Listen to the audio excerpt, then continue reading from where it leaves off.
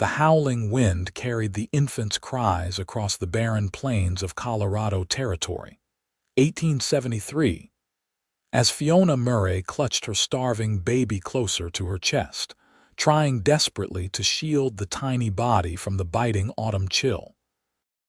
Her own stomach had long since stopped growling, having resigned itself to emptiness days ago. Fiona gazed down at her daughter's face, sunken and pale despite being only 3 months old. "Just a little longer, Eleanor," she whispered, her cracked lips barely able to form the words. "Mama will find us something soon." The lie tasted bitter in her mouth. Her milk had dried up 2 days ago, and the last of her meager supplies had been stolen when the stagecoach was robbed. The dirt road stretched endlessly before her, mocking her with its desolation. The small mining town of Silver Creek was supposedly just ahead, but each step felt like wading through quicksand. Her husband's letter had promised a new life, a claim rich with silver, a future bright with promise.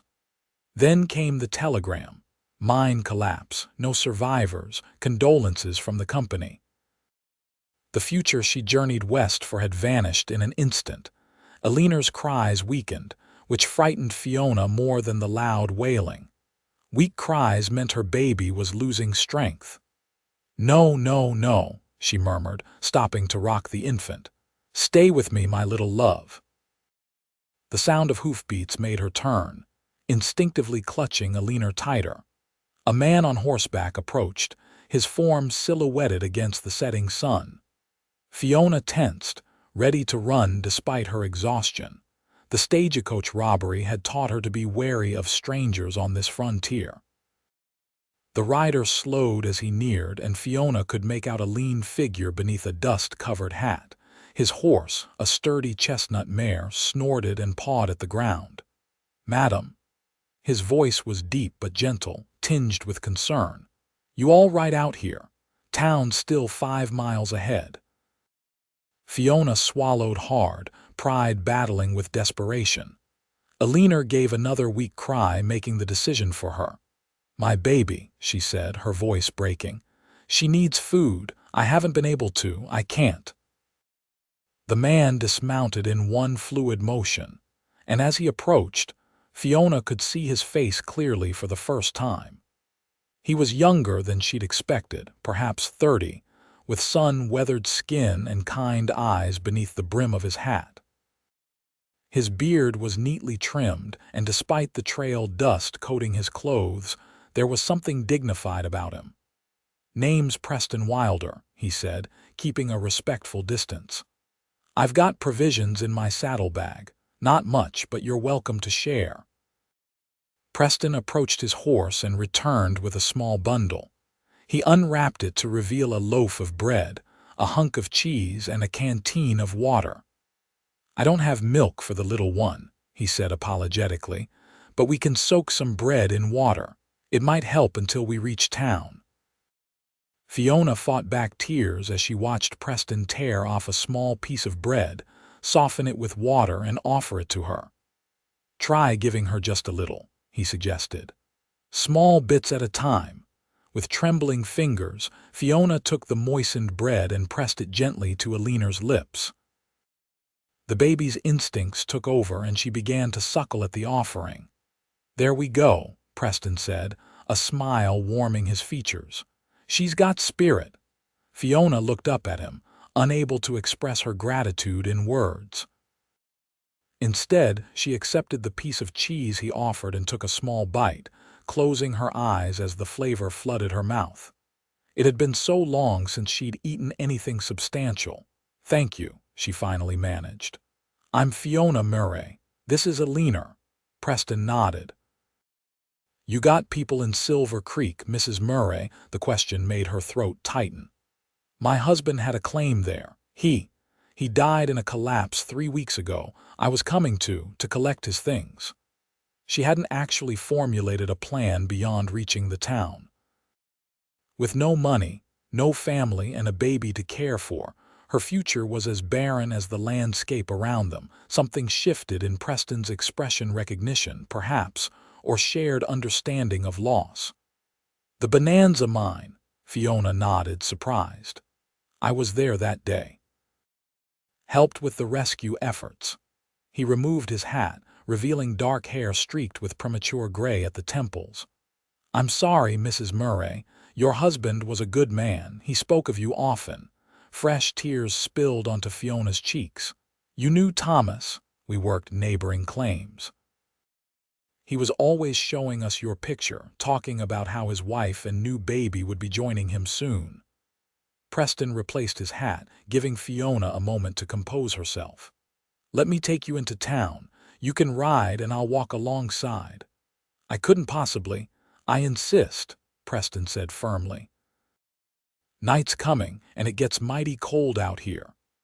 With Eleanor finally quiet, contentedly sucking on the bread, Fiona relented. Preston helped her onto the mare with surprising gentleness for a man who worked the mines. Once she was settled with Eleanor secure in her arms, he gathered the reins and began leading the horse toward town. "Do you have somewhere to stay in Silver Creek?" he asked after they'd been walking for a while. "No," Fiona admitted. "Thomas wrote that he'd found us a cabin, but I don't know where it is or if I have any right to it now." Preston was quiet for a moment.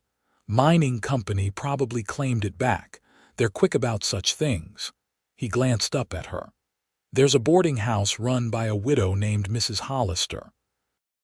She's good people. I can speak to her on your behalf." "Why are you helping us?" The question escaped before Fiona could stop it.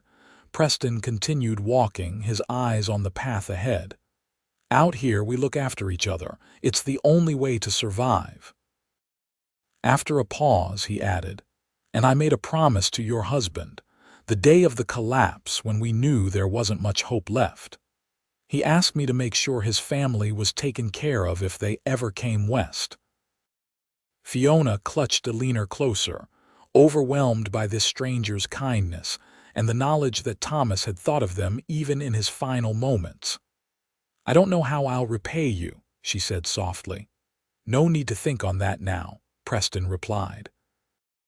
"Let's just get you and little Eleanor settled first." As the distant lights of Silver Creek appeared on the horizon, Fiona felt something she hadn't experienced since receiving the telegram, a fragile, tentative hope. Perhaps there was still a future for her and Eleanor in this wild, unforgiving land after all. The town of Silver Creek materialized out of the dusk like a mirage, a collection of wooden buildings straddling the main street, some boasting false fronts that made them appear grander than they were. Despite the approaching darkness, the town hummed with activity. Miners fresh from their claims crowded the saloon, its tinny piano music spilling into the street. A few women in colorful dresses loitered on the porch, calling out to passing men with practiced smiles. Fiona averted her gaze, clutching Eleanor tighter. This raw frontier town was a far cry from the genteel Philadelphia neighborhood she'd left behind. "Main Street's a bit rough," Preston said apologetically, noticing her discomfort. "Mrs. Hollister's place is just past the general store, away from all this commotion." As they passed the saloon, a burly man stumbled out, nearly colliding with Preston's horse. He steadied himself, looking up at Fiona with bleary eyes. "Well now, what have we here? New girl in town." His words slurred together as he reached for the horse's bridle. Preston stepped between them, his stance suddenly protective. "Evening, Jenkins. This is Mrs. Murray. She's just arrived and isn't looking for trouble." The man named Jenkins squinted at Preston, recognition slowly dawning. "Wilder. Always playing the gentleman." He spat on the ground. "Lady like that's too fine for a dirt-scratching prospector like you anyway." "Move along, Jenkins," Preston said, his voice low but firm. Something in his tone must have penetrated the man's drunken haze, as Jenkins backed away with a dismissive wave. "Your loss, madam," he called out before staggering back toward the saloon. Fiona released a breath she hadn't realized she was holding. Is it always like this? Payday at the mines, Preston explained. It'll quiet down by morning. He guided the horse past the commotion, and soon they were approaching a 2-story clapboard house set back from the street. A neat sign reading Hollister Boarding House hung beside the door, and warm light glowed from the windows. Preston helped Fiona dismount, then tied his horse to the hitching post. Eleanor had fallen asleep, her tiny face peaceful for the first time in days. A plump woman with silver-streaked hair answered Preston's knock. Her shrewd eyes took in the scene: Preston standing awkwardly on her porch, Fiona clutching a baby, both of them trail-worn and exhausted. "Mrs. Hollister," Preston began, removing his hat. "This is Mrs. Murray and her daughter. They've just arrived in town and need lodging." The woman's expression softened as she looked at Eleanor. "Thomas Murray's family. We heard you might be coming." She stepped back, opening the door wider. Come in. You look dead on your feet, child." Fiona entered the boarding house, immediately enveloped by warmth and the smell of cooking. The front parlor was simply furnished but clean, with a fire crackling in the hearth. "I can pay," Preston said, reaching for his pocket. "At least until Mrs. Murray gets settled." "Mrs. Hollister waved him off. "We'll discuss that later. Right now, this young woman and her baby need food and rest." She turned to Fiona. "When did you last have a proper meal, dear?" I'm not sure," Fiona admitted, swaying slightly on her feet. Mrs. Hollister clicked her tongue disapprovingly. "Just as I thought. Mr. Wilder, if you'd be so kind as to wait here, I'll get Mrs. Murray situated with some supper. Then we can discuss arrangements." Preston nodded, placing his hat on a side table. "I'll wait." Mrs. Hollister led Fiona to a small dining room where a few other boarders were finishing their evening meal. She instructed a young servant girl to bring a plate, then guided Fiona to a chair. "Now, let me see this little one," Mrs. Hollister said, gently taking Eleanor from Fiona's arms. "My, she's a tiny thing, isn't she?" "When was she born?" "July," Fiona replied, watching anxiously as the older woman examined her baby. "She was healthy until the journey. I couldn't feed her properly." Mrs. Hollister's experienced eyes assessed the infant. "She's undernourished, but not in immediate danger. My daughter-in-law just had a baby 2 months ago and has milk to spare. She lives just down the street. I'll send for her in the morning." Relief washed over Fiona like a physical sensation. "Thank you. I don't know what I would have done if Preston hadn't found us on the road." The servant girl returned with a bowl of stew and a chunk of bread. Fiona tried to eat slowly, but hunger overtook her manners, and she devoured the food while Mrs. Hollister gently rocked Eleanor. "Mr. Wilder is a good man," Mrs. Hollister said, watching Fiona eat. "One of the few genuine gentlemen in this rough town. He keeps to himself mostly, works his claim, minds his business. If he's taken an interest in your welfare, you can trust him." Fiona paused, her spoon halfway to her mouth. "He knew my husband, said he made a promise to look after us." Mrs. Hollister nodded. "That sounds like him. Man of his word, Preston Wilder." She adjusted Eleanor in her arms. "Now about your situation. I have a small room available, not much, but clean and private. You're welcome to stay until you decide what's next." "I can work," Fiona said quickly. "I can cook, clean, so whatever you need." "We'll discuss that tomorrow," Mrs. Hollister said firmly. "Tonight you rest." After Fiona had eaten her fill, Mrs. Hollister showed her to a small but tidy room on the second floor. A narrow bed with an iron frame occupied one wall, and a washstand with a pitcher and basin stood in the corner. A rocking chair near the window completed the sparse furnishings. "It's perfect," Fiona said sincerely. After weeks of travel in cramped stagecoaches and one terrible night sleeping rough, the simple room seemed luxurious. "I'll bring up a basin for the baby to sleep in tonight," Mrs. Hollister said. "Tomorrow we'll see about proper arrangements." When the older woman left with Eleanor still in her arms, Fiona sat heavily on the bed, emotion finally overtaking her. She buried her face in her hands and wept for Thomas, for the future they'd lost, for the precarious position she now found herself in, and for the unexpected kindness of strangers. A soft knock at the door interrupted her tears. Hastily wiping her face, she called, "Come in." Preston stood awkwardly in the doorway, hat in hand. "Mrs. Hollister said I could say good night. She's just getting some things for the baby." "Please call me Fiona," she said, rising from the bed. "And thank you again. I don't know what would have happened if you hadn't come along." He nodded, his eyes kind but respectful. "Mrs. Hollister will take good care of you both. I've paid for 2 weeks' board, should give you time to find your bearings." 2 weeks, Fiona exclaimed. "That's too much. I can't accept, please," Preston interrupted gently. "It's what Thomas would have wanted." Fiona bit her lip, knowing she was in no position to refuse. "Then I'm in your debt, Mr. Wilder." "Preston," he corrected with a small smile, "and there's no debt between friends." He shifted his weight, seeming to debate something internally. "I have a claim to work, but I'll check in on you in a few days if that's all right. See how you and little Eleanor are settling in." "We'd like that," Fiona replied, surprised at how much she meant it. Mrs.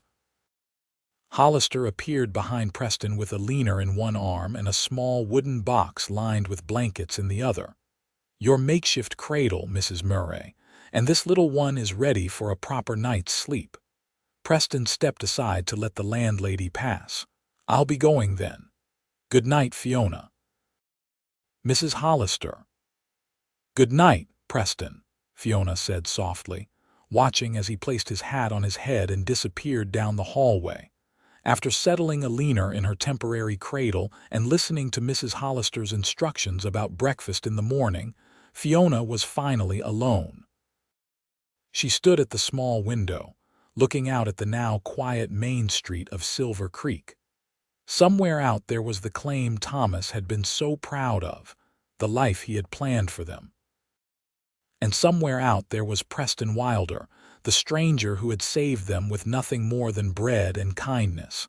She turned back to her sleeping daughter, whose tiny chest rose and fell peacefully. "We're going to be all right, Eleanor," she whispered. "Somehow, we're going to be all right." Morning brought a clarity that had been absent in the emotional haze of the previous day. Fiona woke to sunlight streaming through the small window and the unfamiliar sound of a town coming to life, horses clopping down the street, men calling to one another, the distant clang of the blacksmith's hammer. Eleanor, miraculously, still slept in her makeshift cradle. A knock at the door revealed Mrs. Hollister with a pitcher of warm water. "Thought you might want to freshen up before breakfast," she said, setting it on the washstand. "My daughter-in-law will be here within the hour. She's bringing her baby, and she's more than willing to nurse Eleanor while you get back on your feet." "I don't know how to thank you," Fiona said, accepting the small cake of soap the older woman handed her. "No need for thanks. We women have to stick together out here, Mrs. Hollister glanced at the still sleeping Eleanor. "She's got some color back already. Amazing what a good night's rest can do." After Mrs. Hollister left, Fiona washed quickly and changed into her spare dress, the only other clothing she'd managed to bring with her. It was wrinkled from being packed in her small valise, but at least it was clean. She loosened her hair from its tight braid, washed it as best she could, and rebraided it neatly. Eleanor woke as Fiona was finishing her toilette, her small cries more vigorous than they had been in days. "Good morning, my love," Fiona murmured, lifting her daughter. "Help is coming for you soon." Downstairs, the boarding house dining room was busy with miners eating a hearty breakfast before heading to their claims. Conversation faltered briefly as Fiona entered with Eleanor, then resumed with curious glances thrown their way. Mrs. Hollister appeared from the kitchen, wiping her hands on her apron. "Mrs. Murray, come sit here," she said, gesturing to a small table in the corner, somewhat removed from the men. "I'll bring you some breakfast." Fiona had just started on a plate of eggs and bacon when the front door opened, and a young woman entered carrying a swaddled infant. Mrs. Hollister greeted her warmly and led her directly to Fiona's table. "Mrs. Murray, this is my daughter-in-law, Beatrice Hollister. Beatrice, this is Mrs. Fiona Murray and her daughter Eleanor." Beatrice was a plump, cheerful woman with rosy cheeks and kind eyes. "It's a pleasure, Mrs. Murray. Mrs. Hollister told me about your situation." She glanced down at Eleanor. "Oh, she's a beautiful baby." "How old?" 3 months, Fiona replied, feeling suddenly self-conscious. The act of accepting another woman's milk for her child felt both intensely intimate and humbling. Sensing her discomfort, Beatrice smiled reassuringly. "I have more than enough for both our little ones. My Samuel is a good eater, but I produce enough for twins, I swear." She settled into a chair beside Fiona. "If you'd like, I can feed her now and we can work out a schedule that suits us both." Fiona handed Eleanor to Beatrice, watching anxiously as the woman expertly positioned both babies. Eleanor latched immediately, feeding with a desperation that brought tears to Fiona's eyes. "Poor little thing was hungry," Beatrice said softly, "but she's got a good strong suck. She'll be fine in no time." As Eleanor nursed contentedly, Fiona finished her breakfast, asking Beatrice about life in Silver Creek. The younger Mrs. Hollister was a font of information, explaining the rhythms of the mining town, which establishments were respectable and which were best avoided, and which merchants were fair in their pricing. "And of course, there's church on Sundays," Beatrice added. "Reverend Phillips holds services in the schoolhouse until the proper church building is finished. Nearly everyone attends. It's as much social as spiritual out here." Mrs. Hollister returned as Eleanor was finishing her meal. "Beatrice, would you be a dear and show Mrs. Murray around town later? She'll need to know where things are." "Of course, Mother Hollister," Beatrice agreed readily. "I'd be happy to." "And Mrs. Murray," the older woman continued, "when you're up to it, I could use some help with the mending. Several of my boarders have clothes that need attention, and my eyes aren't what they used to be." Fiona recognized the offer for what it was, a chance to earn her keep without outright charity. "I'd be glad to help. I'm quite skilled with a needle." After breakfast, with Eleanor finally well-fed and content, Beatrice offered to show Fiona the town. They wrapped their babies warmly against the autumn chill and set out, Beatrice pointing out the various establishments along Main Street. "That's Harmon's General Store. They have fair prices, and will order special items from Denver if you ask. Next to it is the assay office where the miners bring their findings." She nodded toward a man entering the building with a small pouch. "That's where your husband would have sold his silver." Fiona swallowed hard at the mention of Thomas. "Do you know where his claim was?" Beatrice hesitated. "Not exactly, but Preston Wilder would know. His claim neighbored your husband's up Silverleaf Canyon." She touched Fiona's arm. "If you're thinking of selling it, Preston would be the one to talk to. He'd make sure you got a fair price." As they continued their tour, passing the blacksmith's forge, the barber shop, and the small school that doubled as a church, Fiona noticed how people nodded respectfully to Beatrice. Several stopped to introduce themselves, curiosity about the newcomer evident in their expressions. "Word travels fast in a small town," Beatrice explained as they continued. "Everyone already knows you're Thomas Murray's widow." They were standing outside the mercantile when a familiar figure emerged, a sack of supplies thrown over his shoulder. Preston Wilder stopped short at the sight of them. "Mrs. Murray, Fiona," he corrected himself. "You're looking better today." "Thanks to your kindness," she replied, suddenly aware of how her heart had quickened at the sight of him. "And Mrs. Hollister's and Beatrice's." She gestured to her companion. Preston nodded politely to Beatrice. "Mrs. Hollister the younger, how's your husband?" "Busy at the mine," Beatrice replied. "I'm showing Mrs. Murray around town." "Call me Fiona, please," she insisted. "And this is Eleanor, looking much improved after a proper meal." Preston's face softened as he looked at the baby, who was awake and alert in Fiona's arms. "She's got your eyes," he observed, then looked slightly embarrassed at the personal comment. An awkward silence fell, broken when Beatrice suddenly exclaimed, "Oh, I just remembered. Mother Hollister asked me to stop by the butcher's for tonight's supper. Would you mind walking with Fiona back to the boarding house, Mr. Wilder? I won't be long." Before either could respond, Beatrice had handed Samuel to Fiona and hurried off, leaving them standing awkwardly outside the mercantile. "That was not subtle," Preston said with a small smile. "Shall we?" They walked slowly, Fiona balancing both babies while Preston carried his supplies. "How are you finding Silver Creek?" he asked. "It's different from Philadelphia," she admitted. "Rougher than I expected, but the people have been kind." She glanced at him.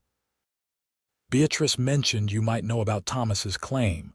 Preston nodded, his expression turning serious. "It's a good claim, still producing. The company didn't take it back because he'd filed all the proper paperwork. Legally, it's yours now." Fiona stopped walking, stunned. "Mine? But I don't know the first thing about mining." "You have options," Preston said carefully. "You could sell it. I know several men who'd be interested. Or you could hire someone to work it for a percentage of the findings. Or," he hesitated, "I could show you the claim, explain how it works. Help you decide what's best." The offer hung between them, weighted with implications. A respectable woman wouldn't venture into the canyons alone with a man she barely knew.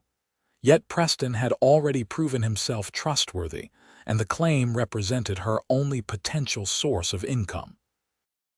"I'd like to see it," Fiona decided. "When Eleanor is a bit stronger." Preston's face brightened. "Of course, just let me know when you're ready." He glanced toward the boarding house, now visible ahead. "I should get back to my own claim. I've lost a day already." "I'm sorry to have delayed your work," Fiona said, suddenly realizing the sacrifice he'd made in helping her. "Don't be," he replied, his voice warm. "Some things are more important than silver." The way he looked at her as he said it made Fiona's cheeks flush. She was a widow of barely a month. Such feelings were inappropriate, disloyal to Thomas's memory. Yet she couldn't deny the flutter in her chest whenever Preston was near. As they reached the boarding house, Beatrice appeared from the opposite direction, looking suspiciously pleased with herself. "Perfect timing," she said, reclaiming her son from Fiona's arms. "Thank you for escorting her, Mr. Wilder." Preston tipped his hat to both women. "Ladies, I'll be heading back to my claim now, but I'll check in again soon." His eyes lingered on Fiona for a moment before he turned and walked away. Beatrice watched him go, then turned to Fiona with a knowing smile. "Preston Wilder is the most eligible bachelor in Silver Creek, you know. Half the unmarried women in town have set their caps for him, but he's never shown interest." "Beatrice!" Fiona exclaimed, scandalized. "I'm a widow. My husband's been gone barely a month." The younger woman's expression softened. "I'm sorry, that was thoughtless of me. It's just, life moves differently out here, Fiona. Death is more common and people don't have the luxury of long mourning periods." She touched Fiona's arm gently. "I'm not suggesting anything improper, just that. Well, a woman alone with a child faces hard choices in a place like this." Fiona looked down at Eleanor, now sleeping peacefully in her arms. "I know," she said quietly. "Believe me, I know." The days fell into a pattern. Each morning, Beatrice would arrive to nurse Eleanor alongside her own son. While the babies fed, the women would talk, and Fiona came to treasure these conversations. Beatrice, though younger than Fiona by several years, had a practical wisdom born of frontier life that Fiona found invaluable. In the afternoons, Fiona would help Mrs. Hollister with household tasks, mending clothes for the boarders, assisting with cooking, and occasionally helping clean the rooms when guests departed. The work was honest and gave her a sense of purpose, even if the pay was modest. True to his word, Preston checked in every few days. Sometimes he'd bring small gifts, a piece of hard candy, a ribbon for Eleanor's hair, or once, miraculously, an orange from the general store that must have cost a small fortune in this remote location. He never stayed long, but his visits became the highlights of Fiona's days. 2 weeks after her arrival in Silver Creek, Preston appeared at the boarding house looking unusually nervous. He found Fiona in the small parlor, mending one of Mrs. Hollister's tablecloths while Eleanor slept nearby in her cradle, a proper one now, purchased with Fiona's first earnings. "Fiona," he greeted her, hat in hand. "You're looking well." She set aside her sewing. "As are you, though you seem. Is something wrong?" Preston shook his head. "No, nothing's wrong. He took a deep breath.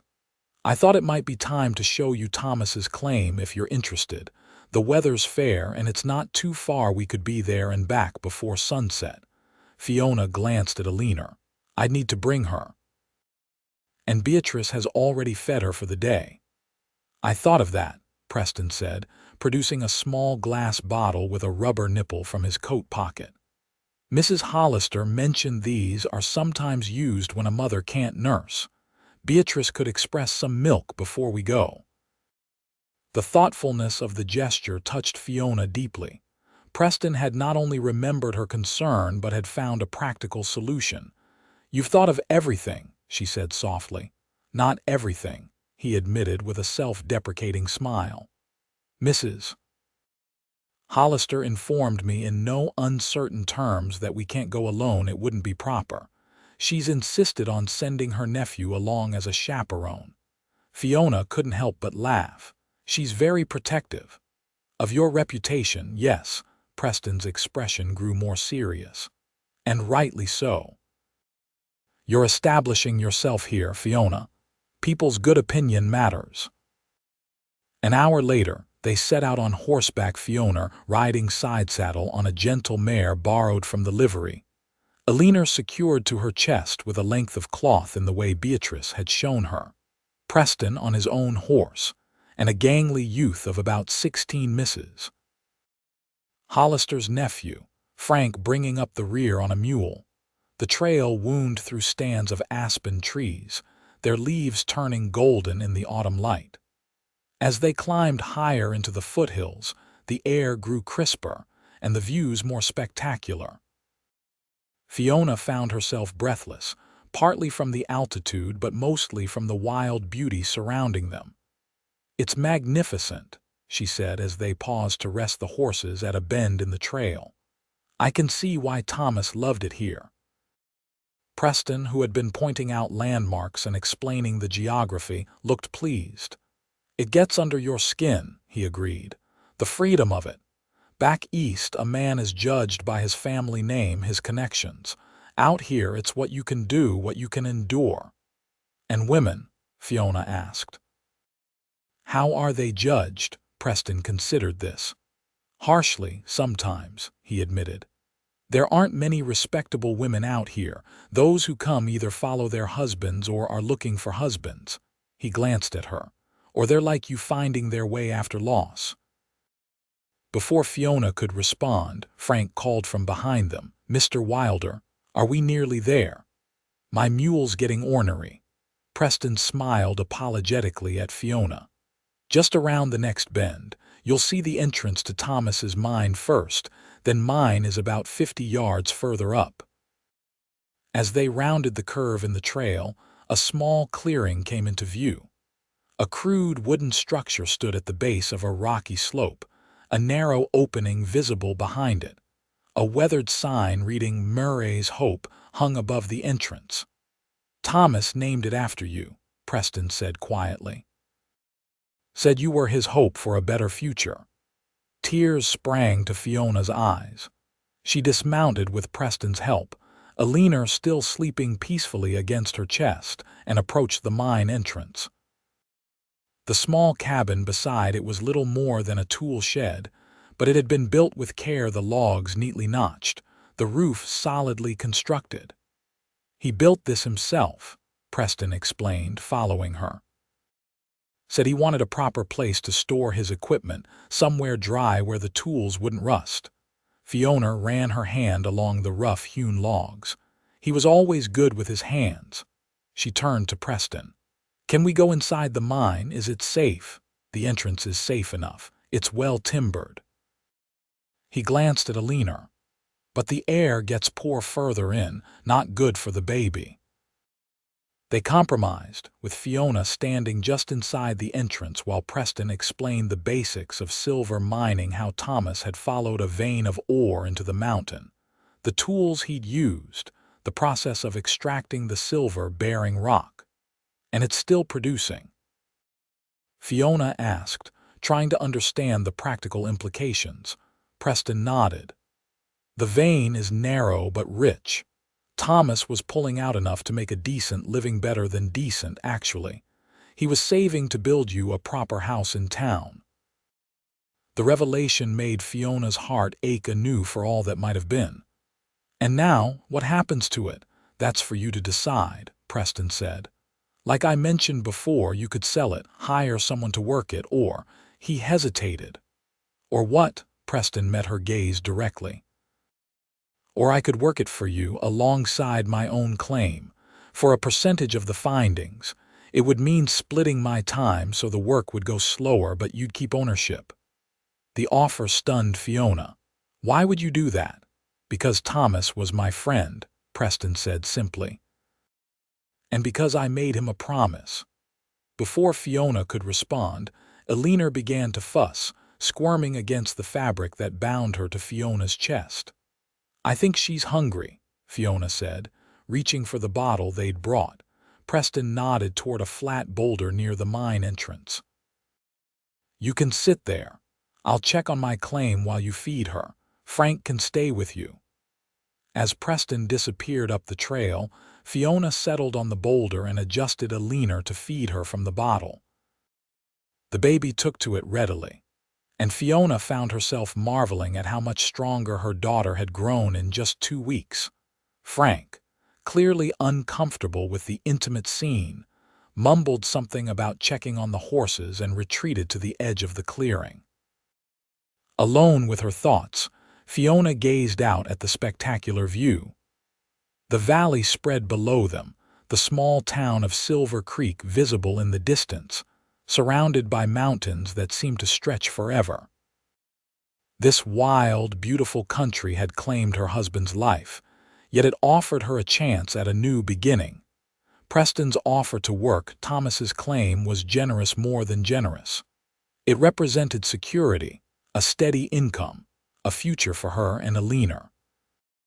But it also meant tying her future to his in some way, creating an ongoing connection that would surely raise eyebrows in town. Preston returned as Eleanor was finishing her bottle. His face was flushed with exertion, and he carried a small pouch that clinked as he moved. "Found some promising rock," he explained, holding up the pouch. "Thought you might like to see what silver ore looks like." He sat beside her on the boulder, careful to leave a respectable distance between them, and opened the pouch. Inside were several chunks of rock streaked with dark lines. "The silver's bound up with other minerals," he explained, pointing to the dark streaks. "It doesn't look like much until it's processed." Fiona examined one of the pieces, surprised by its weight. "And Thomas was finding a lot of this." "A fair amount," Preston confirmed. "Enough to build a good life here." He put the rocks back in the pouch and handed it to her. "These are from your claim, actually. I checked it while I was up there. The vein is still strong." Fiona looked at him in surprise. "You've already been in Thomas's mine," Preston nodded. "I've been maintaining it since the accident, checking the timbers, making sure the entrance stays clear. I didn't want it to deteriorate before you arrived." The revelation touched Fiona deeply. While she'd been mourning in Philadelphia, this man had been tending to her husband's legacy, preserving it for a widow and child he'd never met. "Thank you," she said, her voice thick with emotion, "for everything you've done." Their eyes met, and something passed between them, an understanding, a connection that transcended their brief acquaintance. For a moment, Fiona forgot they were not alone, forgot the propriety that should govern their interaction. The spell was broken by Frank's return. "Mr.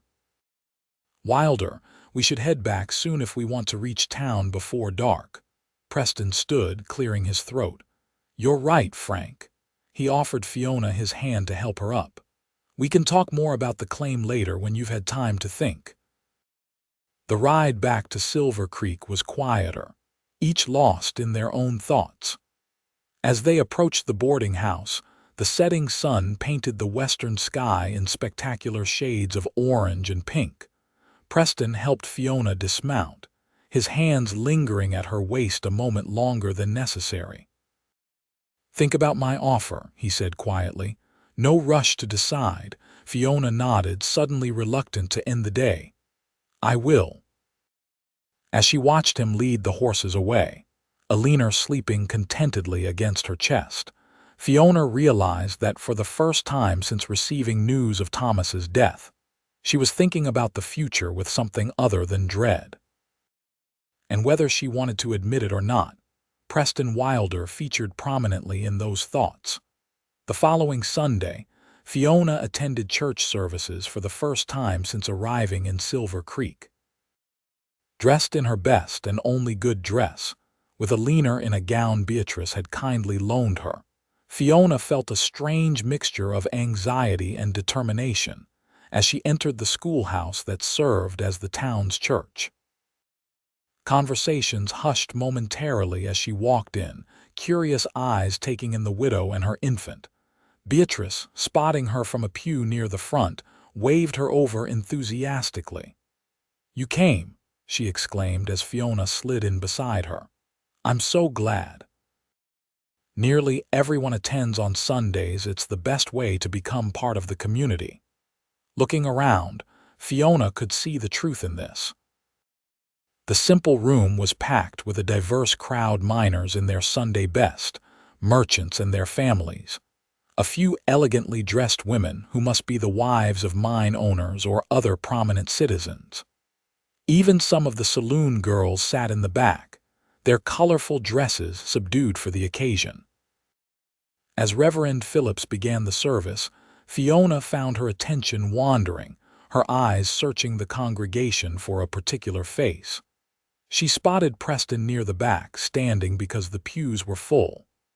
Their eyes met briefly, and he nodded in acknowledgement, a small smile playing at his lips. After the service, the congregation lingered outside, the social aspect of church clearly as important as the spiritual one. Beatrice, baby Samuel in one arm, guided Fiona through a series of introductions, explaining to each person that Fiona was Thomas Murray's widow and had come to claim his property. Most were welcoming, offering condolences and asking polite questions about her plans. A few of the women were more reserved, eyeing her with thinly veiled speculation. Fiona realized they were assessing her as potential competition in a town where unmarried women were scarce. "Mrs. Murray," a deep voice said behind her, "it's good to see you at services." Fiona turned to find Preston standing respectfully at a slight distance, hat in hand. Despite his casual manner, she noticed how his presence immediately drew attention from those nearby, conversations pausing as people watched their interaction. "Mr. "Wilder," she replied formally, aware of the eyes upon them. "It's a lovely day for church." "It is indeed." He glanced at Eleanor, who was awake and looking around with wide eyes. "The little one seems to be thriving." "Thanks in no small part to your kindness," Fiona said softly. A heavy-set man with an expensive watch chain stretching across his vest approached them. "Wilder," he acknowledged with a nod, then turned to Fiona. "Mrs. Murray, I presume, Harold Blackwood, owner of the Criterion Mine." He took her hand without waiting for confirmation. "I was acquainted with your husband, a hard-working man." "Thank you, Mr. Blackwood," Fiona replied, gently reclaiming her hand. "It's a pleasure to meet you." Blackwood's eyes assessed her shrewdly. "I understand you've inherited his claim. Small operation, but it has potential in the right hands." His implication was clear. "If you're considering selling, I'd be interested in making an offer. A fair one, of course." Before Fiona could respond, Preston spoke. "Mrs. Murray is still considering her options, Blackwood. She's only been in town 2 weeks." The mine owner's expression cooled as he looked at Preston. Of course, just making her aware of possibilities. He turned back to Fiona with a practiced smile. "The offer stands, Mrs. Murray. No rush." With a tip of his hat, he moved on to speak with another group. "He'd pay half what the claim is worth," Preston said in a low voice once Blackwood was out of earshot. "And he'd make it seem like he was doing you a favor." Fiona studied Preston's face, noting the tension in his jaw. "You don't like him?" "He's bought up half the small claims in the area, usually from widows or injured miners who don't know any better." Preston's eyes followed Blackwood across the churchyard. "He's not a bad man, just business-minded." Their conversation was interrupted by the approach of Mrs. Hollister, who announced that Sunday dinner was waiting for the boarders. Fiona reluctantly said goodbye to Preston, who mentioned he'd be heading back to his claim for a few days. As they walked back to the boarding house, Fiona found herself thinking about the various paths before her. Selling the claim would provide immediate funds but no long-term security. Working it herself was impossible with a baby to care for. Hiring someone was risky. How would she know if they were honest about the findings? Preston's offer to work it for a percentage seemed the most sensible option, but it would create a business relationship that might complicate the growing friendship between them. And it was friendship, she insisted to herself, nothing more. Anything else would be inappropriate so soon after Thomas's death. That evening, after Eleanor was asleep, Fiona sat at the small desk in her room and wrote 2 letters, one to her parents in Philadelphia, explaining her situation and assuring them of her well-being, and another to Thomas's parents in Boston, whom she had never met but felt obligated to inform of their son's final resting place and her decision to remain in Colorado. As she sealed the second letter, a knock sounded at her door. Opening it, she found Mrs. Hollister with a steaming cup of tea. "Thought you might like this before bed," the older woman said, handing her the cup. "Chamomile helps with sleep." "Thank you," Fiona said, touched by the thoughtfulness. "Please come in for a moment." Mrs. Hollister entered, her eyes taking in the letters on the desk. "Writing home," Fiona nodded.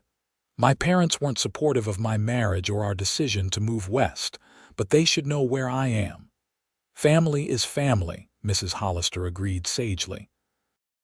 She settled into the room's single chair while Fiona sat on the edge of the bed. "I noticed you speaking with Preston after church." The comment seemed casual, but Fiona sensed an underlying purpose.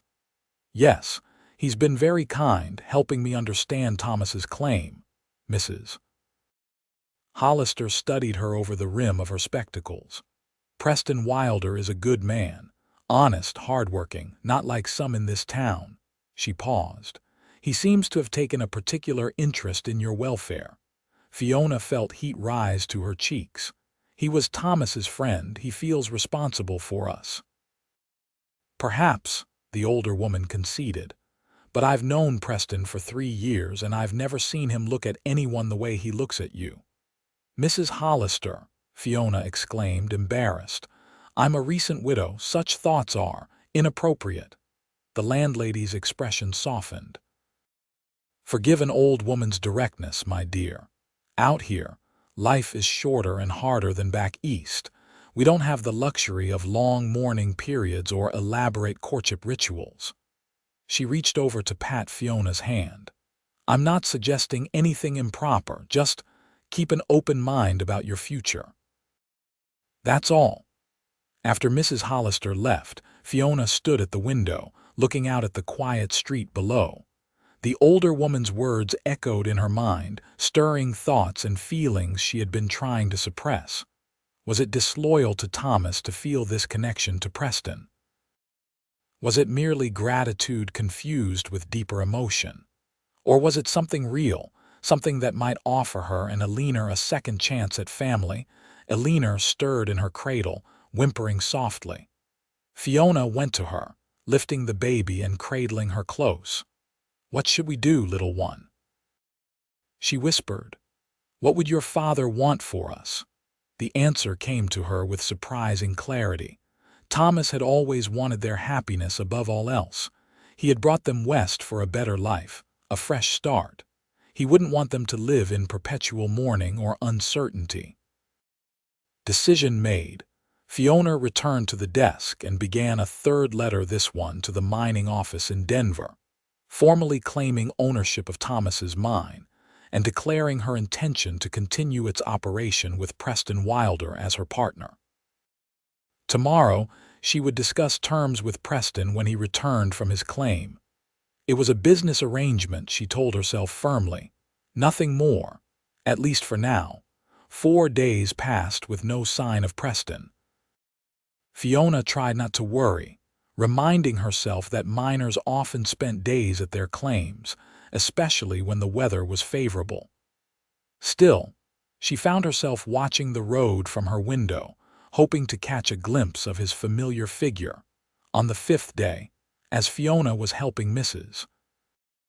Hollister prepare vegetables for the evening meal, a commotion outside drew their attention.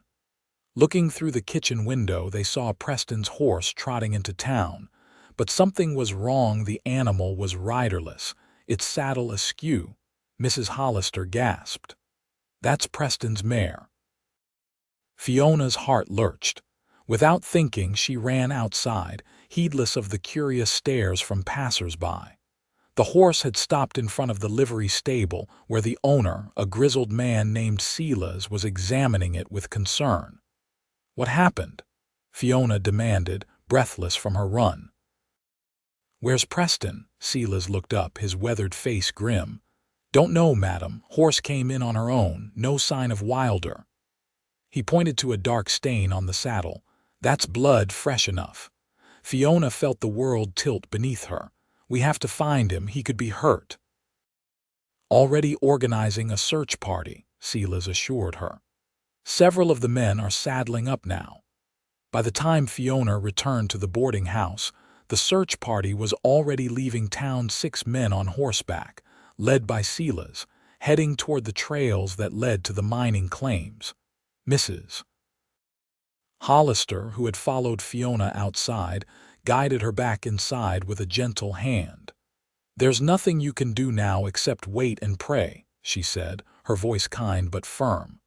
The men know those mountains. If Preston can be found, they'll find him. The hours of waiting were excruciating. Fiona went through the motions of caring for Eleanor and helping with boarding house chores, but her mind was consumed with terrible possibilities.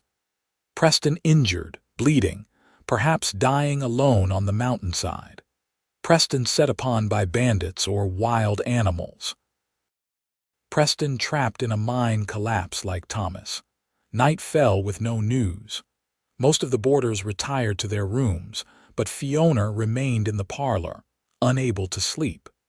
Mrs. Hollister kept her company for a while, then gently suggested she try to rest. I'll wake you the moment there's news, the older woman promised, Reluctantly, Fiona went to her room but didn't undress. Instead, she sat in the rocking chair by the window, watching the dark street below. Eleanor slept peacefully in her cradle, unaware of her mother's turmoil. It was past midnight when Fiona heard the sound of horses entering town. She rushed to the window and saw the search party returning. In the dim light of the street lamps, she could make out an extra rider, a figure slumped forward in the saddle, supported by one of the searchers riding alongside. Without hesitation, Fiona grabbed her shawl and hurried downstairs, careful not to wake the other boarders. Outside, the search party had stopped in front of the doctor's house, and two men were helping the injured rider dismount. "Preston," Fiona called, running toward them. He looked up at the sound of her voice, his face pale in the lamplight. "Fiona!" His voice was weak but unmistakably relieved. "Stand back, Mrs. Murray," Dr. Wilson said as he emerged from his house, hastily dressed. "Let me see to him first." Fiona stepped aside, watching anxiously as the men helped Preston into the doctor's house. His shirt was torn and bloody, and he seemed unable to put weight on his right leg. Silas approached her, hat in hand. "Found him about 2 miles from his claim, madam. Looks like he took a fall horse, probably spooked at something. He's got a nasty gash on his side and might have broken his leg, but he was conscious when we found him. Been dragging himself down the trail for the better part of a day, from the looks of it." "Thank God you found him," Fiona breathed. "Can I see him?" "Best let the doc work first," Silas advised. "He's in good hands." Reluctantly, Fiona returned to the boarding house where Mrs. Hollister was waiting, awakened by the commotion. The older woman listened to Fiona's report, then insisted she try to get some sleep. "You can visit him in the morning," Mrs. Hollister said firmly. "Dr. Wilson won't thank you for hovering while he's trying to work." Morning couldn't come fast enough. As soon as it was a decent hour, Fiona left Eleanor in Mrs. Hollister's care and hurried to the doctor's house. "Doctor." Wilson answered her knock, looking tired but not alarmed. "Mrs. Murray," he greeted her. "I expected you'd be by early. Mr. Wilder's awake and asking for you." Relief washed over her. "How is he?" "Lucky," the doctor replied bluntly. The gash in his side missed anything vital, and his leg is badly bruised but not broken. He's lost blood and is weak, but with rest and care, he'll recover fully. He led her to a small room at the back of the house where Preston lay on a narrow bed, his torso bandaged and his right leg elevated on a pillow. His face brightened visibly when he saw her. "Fiona," he said, attempting to sit up before wincing and thinking better of it. "Don't try to move," she admonished, taking the chair beside his bed. "Dr. Wilson says you need to rest." Preston relaxed back against the pillows, his eyes never leaving her face. "You were worried about me," he said softly. "It wasn't a question." "Of course I was worried," Fiona replied, feeling suddenly self-conscious under his steady gaze. "Everyone was." A small smile played at his lips. "But you're the only one who ran out to meet the search party in the middle of the night." Fiona felt heat rise to her cheeks. "How did you know that?" "Silas told me," Preston admitted. "Said you were more concerned than a business partner ought to be." The implication hung in the air between them. Fiona looked down at her hands, uncertain how to respond. "What happened out there?" she asked instead. Preston sighed. "Stupidity, mainly. I was checking a new section of my claim when part of the wall gave way. Nothing serious, but it startled my horse when I came out covered in dust and cursing. She reared, I fell badly, and she bolted." He gestured to his bandaged side. "Caught myself on a jagged rock on the way down. Couldn't catch the horse, so I started walking, or limping, rather." "You could have died out there," Fiona said, her voice catching. Preston reached for her hand, his fingers warm against hers. "But I didn't, thanks to Silas and the others." He paused, studying her face. And I had a powerful reason to make it back to town. The door opened before Fiona could respond, and Dr. Wilson entered with a tray. "Time for fresh bandages and medicine," he announced. "Mrs. Murray, if you'd excuse us." Fiona stood, reluctantly withdrawing her hand from Preston's. "I'll come back later," she promised. "I'm not going anywhere," Preston replied with a wry smile. Outside, Fiona took a deep breath of the crisp autumn air, trying to sort through her tumultuous emotions. Relief that Preston was alive and would recover. Lingering fear at how close she'd come to losing him. And underlying it all, a growing awareness that her feelings for him had moved well beyond gratitude or friendship. Over the next week, Fiona visited Preston daily as he recovered at the doctor's house. At first, she brought Eleanor with her, but after noticing how the baby's cries seemed to pain Preston's injured side, she began leaving her with Mrs. Hollister or Beatrice during her visits. Their conversations ranged widely from practical discussions about the mining claim to stories of their respective childhoods, their hopes and disappointments, their views on everything from politics to literature. With each visit, Fiona felt the connection between them deepening, evolving into something neither of them named but both increasingly acknowledged through glances and small touches. On the 8th day, Dr. Wilson declared Preston well enough to leave his care, though he would need another week or two before returning to mining work.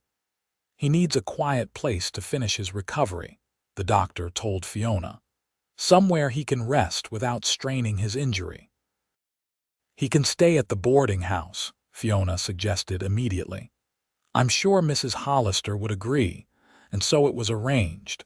Preston moved into a small room on the ground floor of the boarding house where he wouldn't have to navigate stairs. Mrs. Hollister, with a knowing look that made Fiona blush, made it clear that while she approved of the arrangement, certain proprieties would be observed. "Visits in the parlor only with the door open," she instructed Fiona firmly. "This is a respectable establishment." Despite these restrictions, Fiona found that having Preston under the same roof brought a new dimension to their relationship. They shared meals with the other boarders, played checkers in the parlor in the evenings, and sometimes simply sat together in comfortable silence, reading or watching the activity on the street outside. It was during one such quiet moment, nearly 2 weeks after Preston's accident, that he finally broached the subject they had both been avoiding. "Fiona," he began, setting aside the newspaper he'd been reading, "there's something I need to say to you." She looked up from her mending, her heart suddenly racing. "Yes." Preston shifted in his chair, wincing slightly as the movement pulled at his healing wound.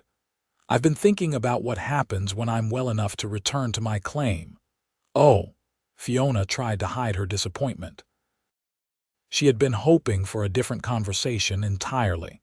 "Of course, we should discuss the arrangement for Thomas's claim." "That's not what I meant," Preston said quietly. He leaned forward, his expression earnest. "Fiona, these past weeks, getting to know you and Eleanor." He paused, seemingly struggling for words. "I know it's soon, too soon perhaps, but I can't pretend that what I feel for you is merely friendship or obligation." Fiona's breath caught in her throat. "Preston, please let me finish," he said gently. "I'm not asking for anything right now. I know you're still mourning Thomas, and that's as it should be. I would never dishonor his memory or rush you into something you're not ready for." He took a deep breath. "But I want you to know that when you are ready, if you ever are, my feelings for you run deep. Deeper than I thought possible after knowing someone such a short time." Tears welled in Fiona's eyes. "I don't know what to say." Preston reached across the small table between them, taking her hand in his. "You don't need to say anything now. I just wanted you to know where I stand." His thumb traced small circles on her palm. I'll continue to help with Thomas's claim regardless. That promise stands independent of anything else between us." Fiona looked down at their joined hands, then back up to meet his gaze. "When Thomas died, I thought my future died with him," she said softly. "I came west because I had nowhere else to go, no way to support Eleanor on my own." She squeezed his hand. "But since meeting you, I've started to see that there might be a new future possible. Different from what I had imagined, but perhaps just as meaningful." Hope kindled in Preston's eyes. "Does that mean?" "It means I need time," Fiona replied honestly, "but not as much as I thought." She offered him a tremulous smile. "And when I am ready, you'll be the first to know." The sound of Eleanor crying from upstairs interrupted the moment. Fiona reluctantly withdrew her hand. "I should go to her." Preston nodded, understanding in his eyes. "Of course." As Fiona rose to leave, she paused beside his chair. In a moment of boldness, she bent down and pressed a soft, quick kiss to his cheek. "Thank you for being patient," she whispered, then hurried from the room before he could respond. 2 months passed, bringing winter to Silver Creek. Snow blanketed the mountains and occasionally the town itself, making travel to the mining claims difficult, but not impossible. Preston, fully recovered from his injuries, worked both his claim and Thomas's, bringing in enough silver ore to provide Fiona with a modest but steady income. Christmas approached, bringing with it a festive spirit that transcended the frontier town's rough edges. Fiona, who had feared the holiday would only sharpen her grief for Thomas, found herself instead looking forward to celebrating Eleanor's first Christmas.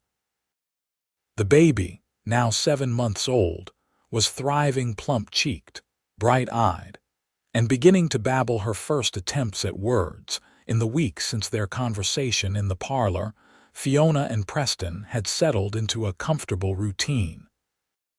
He had moved back to his small cabin near his claim but came to town every few days, always stopping at the boarding house to visit. Their relationship remained proper but warm, with an undercurrent of anticipation that both acknowledged but neither rushed. On Christmas Eve, the town gathered for a celebration at the schoolhouse. Pine boughs decorated the walls and candles cast a warm glow over the proceedings. The children performed a simple nativity play, followed by carols led by Reverend Phillips and his wife. Fiona sat with Beatrice and her family. Eleanor dressed in a new gown Fiona had made from fabric purchased with her mining proceeds. Preston sat across the room with some of the other miners, but his eyes frequently found hers across the crowded space, sending a warm flutter through her chest each time. After the formal celebration, people mingled, exchanging small gifts and holiday wishes. Preston made his way to Fiona's side, a small package wrapped in brown paper tucked under his arm. "Merry Christmas," he said, smiling down at Eleanor, who reached for him from Fiona's arms. Without hesitation, he took the baby, who had grown increasingly attached to him over the past months. "And to you too, little miss." Eleanor patted his face with her small hand, earning a laugh from both adults. "She's been waiting to see you," Fiona said, watching their interaction with a full heart. "She recognizes your footsteps now, gets excited when she hears you at the door." Preston's expression softened as he looked at the baby in his arms. "Is that right, Eleanor? Have you been waiting for old Preston to come by?" The baby gurgled happily in response, grabbing at his beard. "I have something for you," he said to Fiona, shifting Eleanor to one arm so he could retrieve the package. "It's not much, but—" Fiona unwrapped it carefully to reveal a small wooden box, beautifully carved with a pattern of mountain wildflowers. "Preston, it's lovely," she breathed, running her fingers over the intricate design. "Open it," he urged gently. Inside, nestled on a bed of soft cloth, was a silver brooch in the shape of a rose. I had it made from the first silver we pulled from Thomas's claim after I started working it, Preston explained. Thought it fitting that you should have something tangible from his legacy. Tears sprang to Fiona's eyes. The thoughtfulness of the gift honoring Thomas's memory while also representing her new beginning touched her deeply. "It's perfect," she whispered. "Will you pin it on for me?" As Preston carefully fastened the brooch to her shawl, their faces close, Fiona made a decision she'd been contemplating for weeks. "I have something for you too," she said, "but not here. Can you come by the boarding house tomorrow morning?" Preston's eyes searched hers, curiosity evident in his expression. Of course. The remainder of the evening passed in a blur of music, laughter, and conversation. When Fiona finally returned to the boarding house, Eleanor sleeping soundly in her arms, she felt a sense of peace and anticipation she hadn't experienced since before Thomas's death.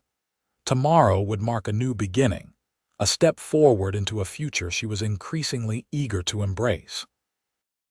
Christmas morning dawned clear and cold, sunlight glinting off the snow-covered streets of Silver Creek. Fiona rose early, dressing with special care in her best dress, the silver brooch pinned prominently at her collar. Eleanor, sensing her mother's excitement, was unusually cooperative as Fiona dressed her in the same gown from the previous evening. Mrs. Hollister, coming to check if they needed anything, paused in the doorway, her shrewd eyes taking in Fiona's appearance. "You look lovely, my dear." "Special plans for Christmas Day," Fiona smiled, unable to hide her nervousness. "Preston is coming by this morning. I have a gift for him." The older woman nodded knowingly. "I thought as much, the way you two have been looking at each other these past months." She crossed the room to adjust Fiona's collar slightly. "Your mourning period would be considered scandalously short back east, you know." "I know," Fiona admitted. "But Thomas wouldn't want Eleanor and me to be alone forever. And Preston." She trailed off, unable to find words adequate to express what Preston had come to mean to her. "Preston Wilder is a good man," Mrs. Hollister finished for her, "and he loves you both, plain as day, has for months now." She patted Fiona's cheek affectionately. "I'll make myself scarce when he arrives. The parlor will be all yours." When Preston arrived an hour later, Fiona was waiting in the parlor, Eleanor playing on a blanket at her feet. He entered with a hesitant smile, brushing snow from his coat before hanging it by the door. "Merry Christmas," he greeted them, kneeling first to tickle Eleanor, who squealed with delight at the sight of him.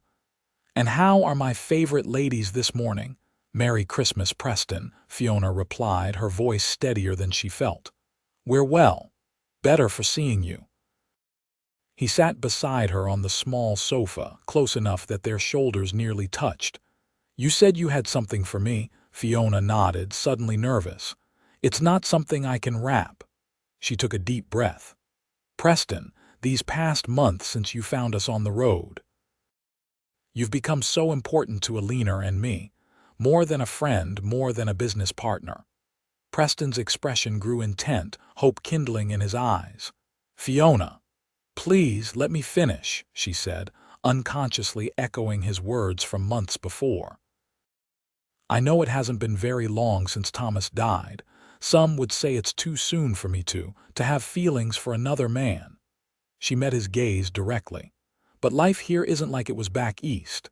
It's shorter, harder, more precious." "Yes," Preston agreed softly, his eyes never leaving hers. "I'll always love Thomas," Fiona continued. "He was my first love, Eleanor's father. Nothing will change that." She reached for Preston's hand, taking it between both of hers. "But I've come to realize that my heart has room for a new love too. For you." The words hung in the air between them, fragile and momentous. Preston's hand tightened around hers, and Fiona saw in his eyes a reflection of the emotion surging through her own heart. "I love you, Fiona Murray," he said, his voice rough with feeling.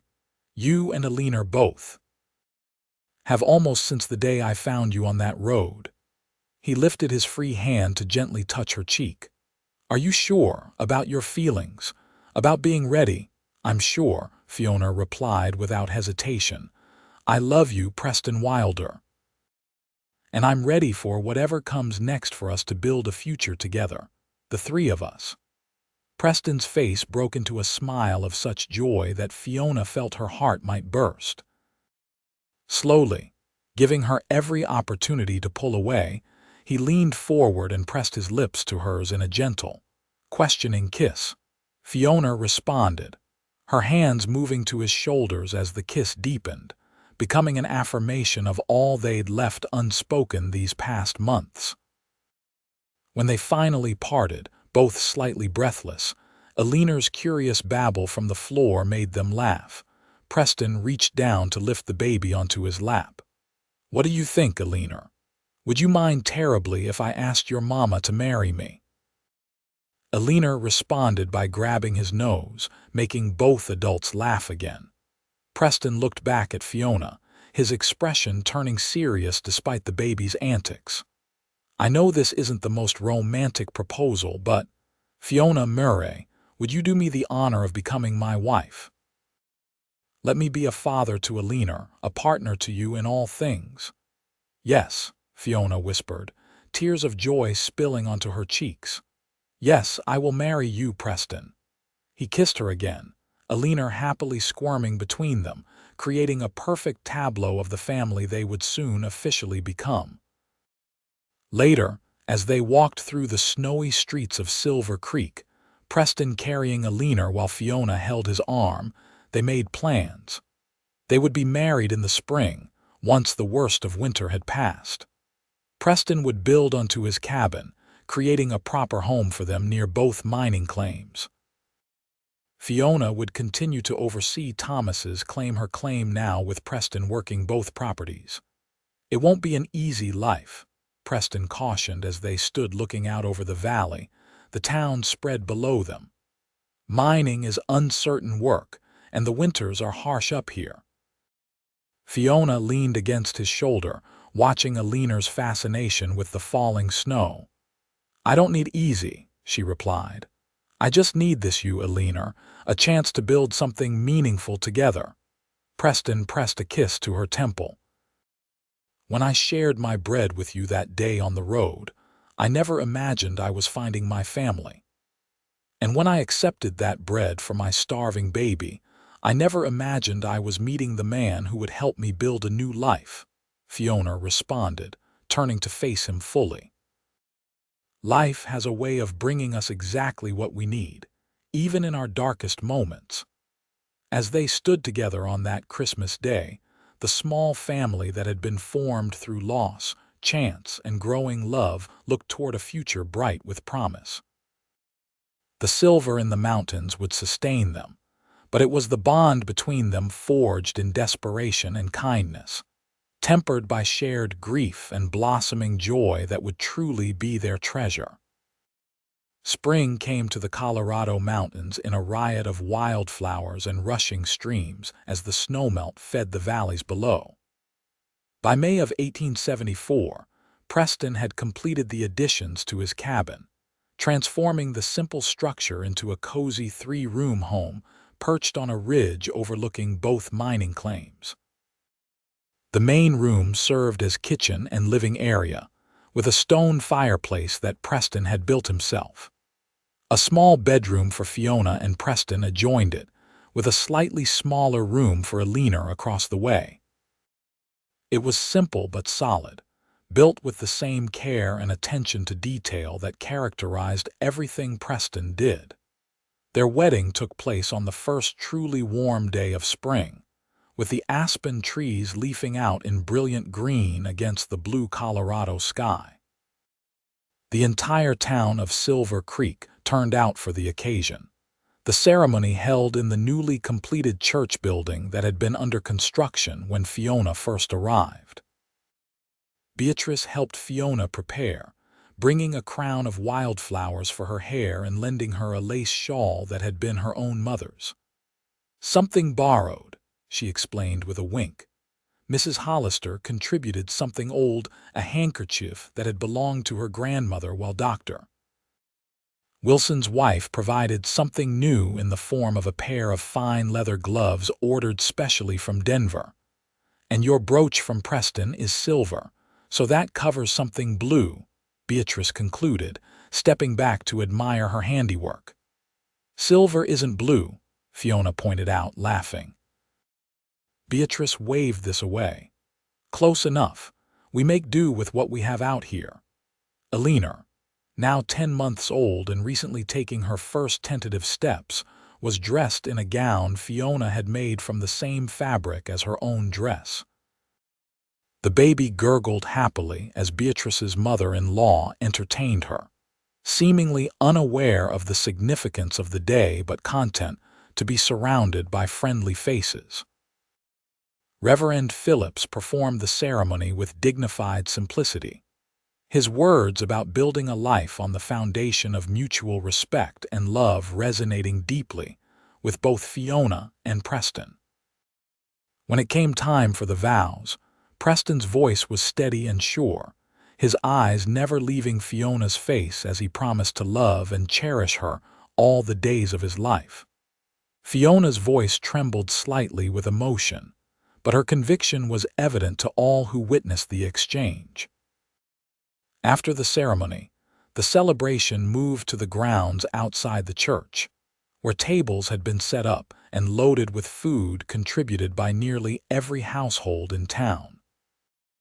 Even Harold Blackwood, the mine owner who had initially tried to buy Thomas's claim, offered congratulations and presented the couple with a fine silver serving platter from his store. As the festivities continued into the evening, with music and dancing under the stars, Preston pulled Fiona aside for a moment of quiet. "Happy, Mrs. Wilder?" he asked, his arms encircling her waist. The name her new name sent a thrill through Fiona. "Happier than I ever thought possible again," she replied honestly, resting her hands on his chest. "And you?" "I found a starving woman and baby on the road and shared my bread," Preston said, echoing his words from Christmas Day. "In return, I got a family, a partner, and the love of my life." "I'd say I came out ahead in that bargain." Fiona laughed, rising on her toes to kiss him softly. "I'm not sure who got the better deal, but I'm grateful for it every day." Eleanor, who had been passed from one admiring townswoman to another throughout the evening, spotted them from Mrs. Hollister's arms and reached out, calling Mama, Papa, in her newly acquired words. Preston's face lit up at the title he'd been praised in Eleanor's limited vocabulary until now. Without hesitation, he crossed to take her from Mrs. Hollister, swinging the delighted baby into his arms and returning to Fiona's side. "Did you hear that?" he asked, his voice thick with emotion. "She called me Papa." "Because that's who you are to her," Fiona said softly, stroking Eleanor's cheek. "You've been her father in every way that matters since the day you found us." The small family stood together as the celebration continued around them, complete in a way that transcended blood relations or legal documents.